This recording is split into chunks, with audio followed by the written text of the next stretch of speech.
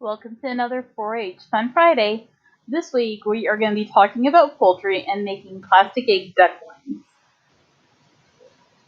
So what is poultry? Poultry is any bird that's raised for either its meat or eggs. That could be a few chickens in someone's backyard to a poultry production area that has thousands of birds. It could even be birds as big as ostriches. Usually when people hear the word poultry, the first bird that comes to mind is chickens.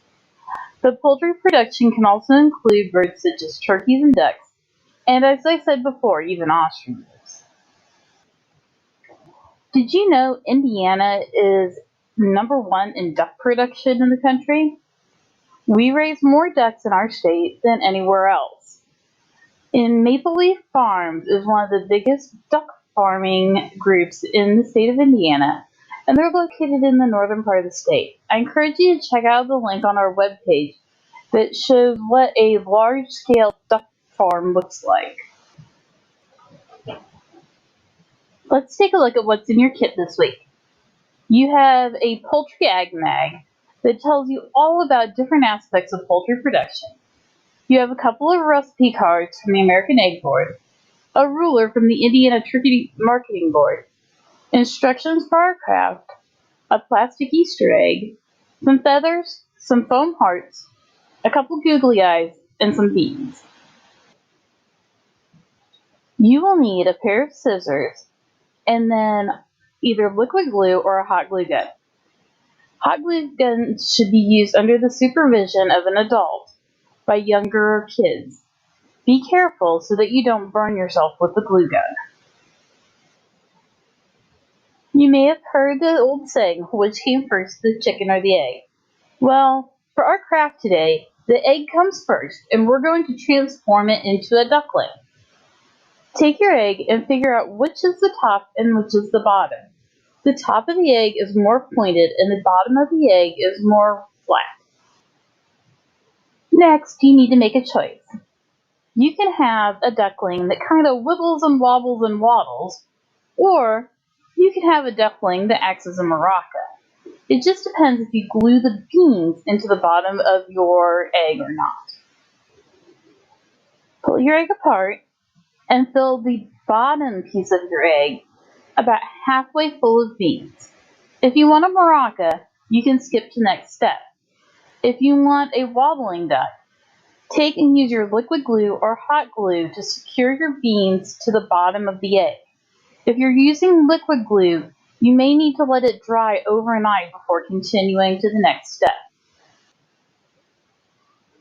Next, run a small amount of glue around the rim of the egg where I'm pointing with my finger. Replace the top of the egg and allow to dry. This will keep you from accidentally opening your egg and spilling the beans out everywhere. If you have glued the beans to the bottom of the egg, you'll notice how it wibbles and wobbles about, but doesn't fall over completely. Next, you're going to add the duckling's webbed feet. Find the larger of the orange foam hearts, and you can glue it to the bottom of the egg. If you want it to wobble more, you can trim it down and glue it up higher so that the rounded part of the egg is not obstructed by the feet. Next, glue on the googly eyes. Then you will take 2 of your feathers and glue them on for the wings onto each side of the egg. You may need to trim them down some depending on the size of your feathers. If you have an extra feather or extra pieces from trimming, you can use it to glue on some tail feathers for your duckling as well. Then find your small orange foam part and your scissors. You're going to cut your heart in half vertically. That means from top to bottom, or from where it dips in at the top down to where the point is at the bottom. You may need to trim it some to get it to fit between your eyes, or to be short enough depending on how far up you put your eyes. A duck's beak is called its bill. You can glue your bill on in a couple different ways. You can put glue on the edge of each piece of the bill so it sticks out straight. Or you can glue down one piece and then glue the other piece on top of it like I've done here. I hope you enjoyed this 4-H Fun Friday craft. For more information about this and other activities, as well as a list of educational links, visit WayneTownship4H.org. At our website, you can also find information about our flower fundraiser.